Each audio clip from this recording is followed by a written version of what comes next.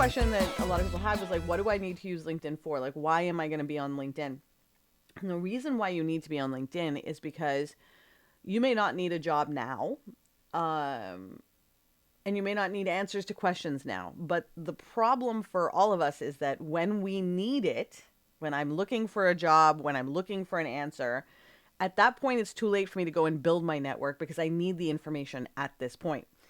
And in the old days, so say 80s, 90s, pre LinkedIn, there was really very little way for us to engage with each other on a day to day basis or to connect or see each other that would allow us to leverage our network and build these relationships because, frankly, everything had to be done in person via, meeting at events or phone calls, right? It was a very different world. In the space we live in now, at some point you're going to want a job. Someone you know is going to want a job. You're going to have a difficult question that you need help with related to clinical trials or related to DUAs or something that you are not an expert in. And that's the moment in which you want to leverage your network. When you have, so LinkedIn is a really great opportunity for you to be able to maintain some of these relationships with minimal effort. So when you have an active LinkedIn profile, people see you around all the time. So even if you don't talk to each other every day, your face is still in someone's periphery and they feel like they know you. And why that becomes important, especially when it comes to applying for jobs, is that when you are applying for a job, essentially you are selling yourself. And we're going to come back to that in a minute because I don't actually believe that's the only context in which this happens, but let's just use that for this moment. Where you are saying, I'm marketing myself to this company, I want them to hire me because I want this job. And when you are applying to a job that another like 70 people are applying to, what is going to set you apart? And now for many of us, we're trying to be set apart by our resume and our skills and so on and so forth. And that is part of it. The other part of it is the psychological part, is creating that familiarity. Now, many people have heard the statistic that says in order for someone to buy a product, they have to have seen that product 7 times. So in order for any marketer to be able to sell you a product, so if I decided I want to sell you this pen, for me to sell you this pen, I have to have shown you this pen and my branding. So not just any pen, this pen, the value of my pens at least 7 times. That was true up until about 5 years ago, where a study was done and it shows that the new number is 15. So in order for your branding, you as a human being, to be able to penetrate the bubble of constant information that is being thrown at the people around you, you need to be relatively visible at least 15 times so that they can connect with you. Oh yeah, I see Manessa there, right? So when you are using your LinkedIn, what you're essentially doing is creating familiarity. It is the virtual equivalent of seeing people walking down the street, walking in the halls of the organization, where you're like, oh, I see these people all the time, right? It's the same thing, only now you're seeing them on LinkedIn. Not everybody leverages LinkedIn as a resource or as a tool, which means that if you are leveraging it, then you're going to be so much more visible than anyone else who is looking for a job, because people are going to see you around. Now, what that means is it doesn't just mean that you want to be on LinkedIn. It means you actually have to be using LinkedIn. Okay. And what that means is you want to be posting, you want to be sharing other people's content, you want to be commenting on people's content, you want to be adding more people to your contact list as you get to know them in various spaces. You meet somebody at an annual meeting, add them to your list. You meet somebody, at a training session, add them to your list, right? That just becomes sort of like a keychain to collect all of the people in your networking sphere that you may want to connect with later on. So LinkedIn becomes that space for that. Now that you're on it, the key is to make sure that you're being seen. So as we talked about, posting, sharing, commenting, the question that typically pops up is, what do I post about, right? What do I say? What do I share about? That actually, it's really interesting because I've been teaching this for about a decade now, and I can say that the question is always the same. The answer is always the same. It just depends on the individual person. So for example, I have very passionate opinions about salaries for research administrators, about educating on tactical activities that new RAs may need help with, but they aren't sure where to go to get help, right? I have specific areas that I love to talk about. And then I love crisis cleanup. I love cleaning up portfolios. I love coverage. These are the things I love doing. So I talk about those things. If I see a post on LinkedIn that is all about bridging gaps between the younger generation, crisis cleanup, tools for how to manage your portfolio, anything to make your life easier, efficiency. These are the things I like to talk about. So that's what I'm going to share. You have to figure out what you like to talk about. So the question becomes, what is it that you really enjoy about research administration? So let's say, for example, you love pre-award. You love pre-award more than anything. Then in that case, what you're going to be doing is you're going to be looking for articles about pre-award. You're going to be, if you discover a cool, nifty way of doing an application in the American Heart Association, you're like, oh, I had no idea this was a thing. You're going to make a post about that on LinkedIn and say, anyone who's applying to American Heart, did you know, blah, blah, blah. You're sharing stuff related to the things you care about related to research administration and things that you find helpful. You're not trying to impress anybody. You're not trying to say, oh God, what will they think of me? That kind of thing. This is not about how it is being received, because that's always one of the biggest questions is like, what if they don't like it? What if people say bad things and so on? The chances of that happening are very, very low. And the expression of yourself on LinkedIn is not about how it is received as much as it's about you making sure that you're being visible out there. What I have found helps me through that anxious space is I never post when I write it. So I always create the post and schedule it out, and create the post and schedule it out. And I tell myself, and I've never done this, but I tell myself, I can undo it. I can delete it. I can unschedule it. I'm just going to schedule it now because I've written it, and then I'll go back and deal with it later. And then I never go back and deal with it later, but it gives me that feeling of safety and security that, oh my God, I can undo this, right? I can undo it. So I typically have my posts scheduled out because it helps me with my anxiety. And it doesn't have to be posted the exact moment of, like in some cases you might be talking about something that is time sensitive, so you need to do that. But in other cases, and most likely you're not going to need to deal with that. Someone asked a question in the session about your bosses, right? So you're on your LinkedIn and your boss is seeing you on LinkedIn and they're like, what is happening here? Are you looking for another job, right? What's going on?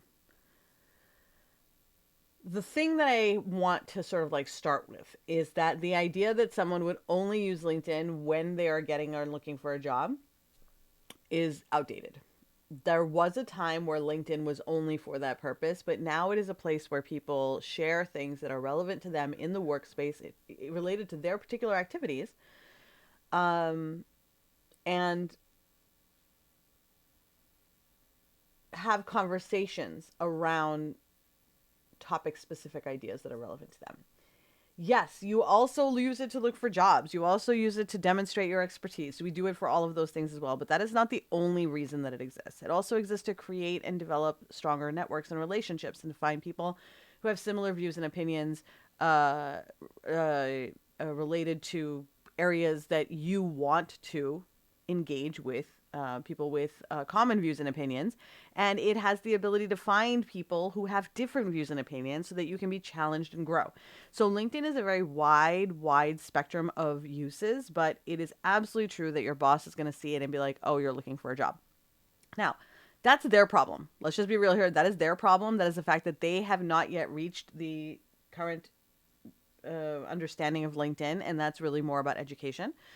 I recommend sharing with your, sharing very vocally how you are using LinkedIn and how it is helping you, right? Oh, I found this great resource. So I found this link, training session to GilTrans, a link to the GilTrans training session for the uniform guidance. Like there's a lot of really good stuff on LinkedIn that you're not going to find anywhere else that keeps you on the pulse of research administration. Be very vocal about how you're using it for that. And then it'll be very apparent to your boss that one, you're not trying to hide anything. And two, that it has more value than simply beyond what can you do for me? Where can I go get a job and so on and so forth? And hopefully it will help to expand their horizons in terms of how they interact and engage with LinkedIn and in management in general. Okay. So now if you are thinking about leveraging it for a job, the thing to think about is that you want to be talking about the things that you want a job for. So for example, if you are really all about pre-award and you're talking about compliance all the time, you're going to have a harder time getting people to associate you with pre-award simply because you're talking about compliance, and people will associate you with what you talk about. So as you are determining what it is that you post, and that doesn't mean you can't post about compliance. I just mean that like when you post more about pre-award. Because what you're really trying to do is share the things that you love so that when someone sees it, they're like, oh, Manessa loves pre-award. I have a pre-award position open. I wonder if Manessa's looking for a job, right? Now, I may have talked about compliance and post-award too, but like I'm always going, I love crisis cleanup. I love crisis cleanup. I love crisis cleanup. So people know, yeah, okay, there's many different things Manessa can help with. I could probably hire Manessa as a research administrator, absolutely, to just do full spectrum research administration work, absolutely. But Manessa really gets jazzed up about cleanup and crisis work. So like if something pops up for that, where someone's like, I don't even know, where do we find someone to help us with this portfolio that hasn't been looked at in, 6 years? Da-da-da. Don't worry, Manessa's got you, right? But the only reason you know that is because I constantly talk about how the messier the portfolio is, the more I like working in it. If I didn't talk about that at all, then when that opportunity arises, no one would think of me. So that's really what you're actually trying to do, because it's really difficult. And this is the case regardless of what you're trying to do, whether it's on LinkedIn, on Facebook, on YouTube, on TikTok, it doesn't matter. It is almost impossible for an individual human being to be able to generate the kind of interest that they're looking for on their own in their entire, on their platform. They need to get other people to understand what it is they offer as well, so that those other people can say to their friends, you need to go watch Manessa, you need to call Jackie, you need to call Syra, whatever it is. But those are the people that they basically say, this is the person who can help you solve your problem. Because if you think about it, your larger network is going to have a larger reach in terms of what it is, in terms of access to opportunities. And then as long as they know what it is that you're looking for, right? They now know how to leverage you. Now, if you take a look at, and I'm just going to share my LinkedIn here. So if you take a look at my LinkedIn here, right, you'll notice at the very top, I have crisis management expert and workforce transformation specialist. It's because when people see me, I want them to immediately know that that's what it is that I do, right? Research administration, absolutely, but this is the area that I specialize in. So when you think about this top 3 lines over here for your LinkedIn, make sure, and as I'm looking at this, I'm like, you know what? I just realized I don't have the word research administrator in there anywhere. I need to add that in there. So I need to go in and update and make it a little clearer. So it's clear that I'm a crisis management expert and workforce transformation specialist in research administration, right? But it immediately tells people this is what I'm about.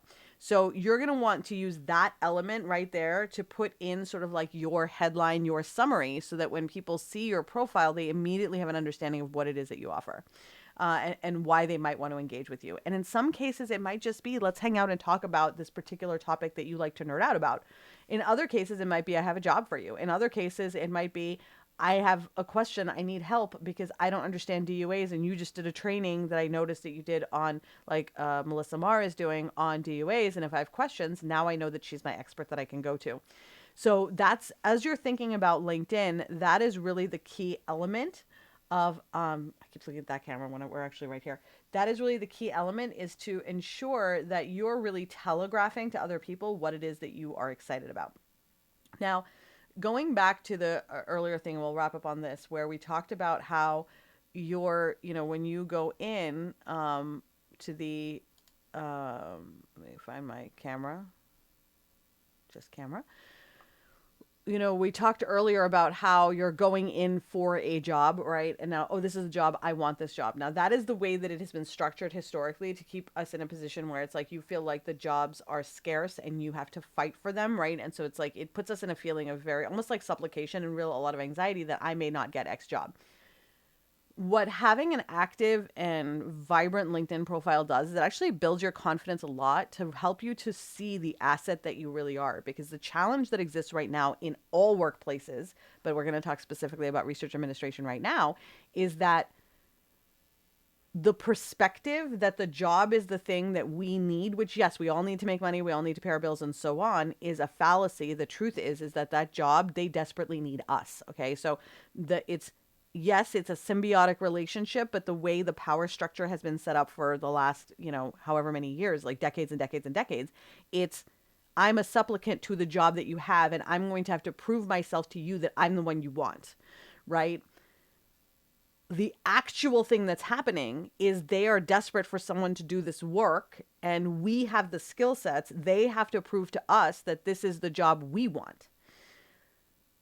we can know this, but imposter syndrome is real.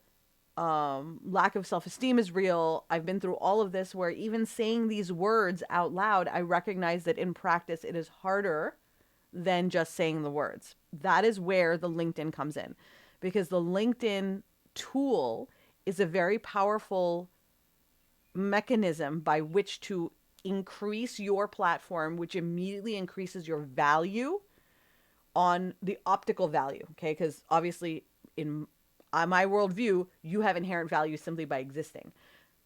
However, what we're talking about specifically right now is the optical value vis-a-vis research administrative positions. And so to increase that, you want to be more active on LinkedIn, because that demonstrates, one, confidence, because it takes a lot of confidence to be active on LinkedIn.